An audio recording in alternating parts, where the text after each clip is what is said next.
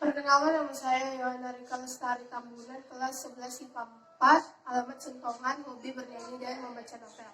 Sel, pengertian sel. Sel adalah unit organisasi terkecil yang menjadi dasar kehidupan dalam arti biologis. Kata sel itu sendiri dikemukakan oleh Robert Hooke pada tahun 1635 sampai 1703, yang berarti kotak-kotak kosong.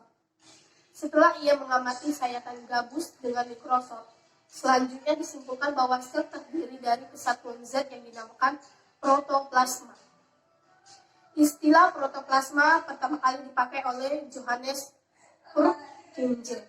Menurut Johannes, protoplasma dibagi menjadi dua bagian, yaitu sitoplasma dan nukleoplasma.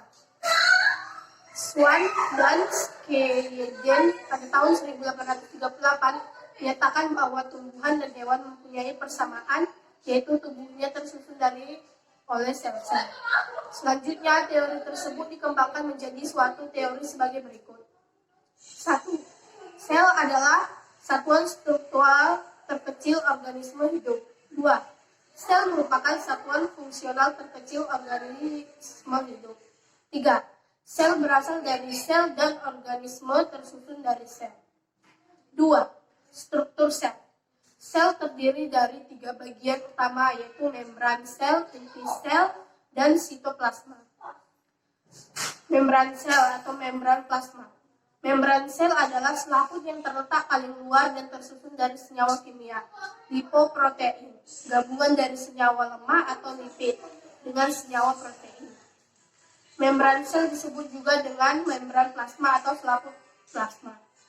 Fungsi dari membran sel ini adalah sebagai pintu gerbang yang dilalui zat baik menuju atau meninggalkan sel. 2. Inti sel atau nukleus. Inti sel bertugas mengontrol kegiatan yang terjadi di sitoplasma. Fungsi dari inti sel adalah mengatur semua aktivitas kegiatan sel.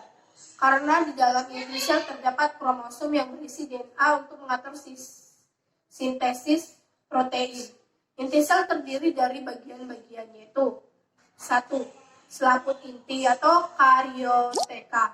2. Nukleoplasma atau kariolimfa. 3. Kromatin atau kromosom. 4. Nukleus atau anak inti.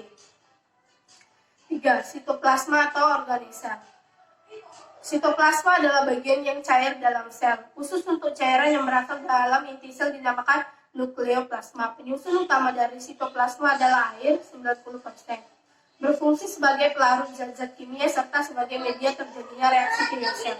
Organesel adalah benda-benda yang terdapat dalam sitoplasma dan bersifat hidup serta menjalankan fungsi-fungsi kehidupan. 1. Ribosom. Ribosom adalah organel sel terkecil di dalam sel. 2. Retikulum endoplasma adalah struktur berbentuk benang-benang yang bermuara di inti sel. 3. Mitokondria. Fungsi mitokondria adalah sebagai pusat respirasi seluler yang menghasilkan banyak energi ATP. 4. Lisosom. Fungsi dari organel ini adalah sebagai penghasil dan penyimpan enzim pencernaan seluler. 5. Badan Golgi. Berhubungan dengan fungsi menyortir dan mengirim produk sel. Sentrosom. Berbentuk bintang yang berfungsi dalam pembelahan sel baik mitosis maupun meiosis. 7. Plastida berperan dalam fotosintesis. 8. Vakuola berisi garam-garam organik, glikosida, tanin, zat penyamar, minyak eteris, atau misal jasmin pada melati, rosine pada mawar, zingiberine pada jahe. Mikrotubulus berfungsi untuk mempertahankan bentuk sel dan berbagai rangka sel. Mikrolamen terbentuk dari komponen utamanya, yaitu protein aktin dan miosin, seperti pada otot. Perioksisom, badan mikro, senantiasa berasosiasi dengan organel lain dan banyak mengandung enzim oksidase dan katalase. 3. Macam-macam sel. Berdasarkan ada tidaknya dinding atau selaput inti, maka sel dibedakan menjadi dua, yaitu struktur sel prokariotik dan struktur sel eukariotik. Sel prokariotik. Sel prokariotik merupakan sel yang tidak memiliki membran inti, sehingga materi genetik di dalamnya belum terpisah dengan bagian sel lainnya. 2. Sel eukariotik. Transfer molekul melalui membran. 1. Transfer pasif. Transfer pasif adalah transfer yang tidak memerlukan energi. Meliputi A. Difusi. Difusi adalah perpindahan zat, yaitu zat padat, cair, dan gas dari larutan konsentrasi tinggi atau yang bisa disebut hipertonis ke larutan dengan konsentrasi rendah atau bisa disebut hipotenis. Setiap zat akan berdifusi menuruni gradien konsentrasinya. Hasil dari difusi adalah konsentrasi yang sama antara larutan tersebut dinamakan isotonis. 2. Transfer aktir. Transfer aktir adalah transfer yang melalui membran dengan melawan kecenderungan alami, yaitu melawan gradien konsentrasi dengan menggunakan energi ATP.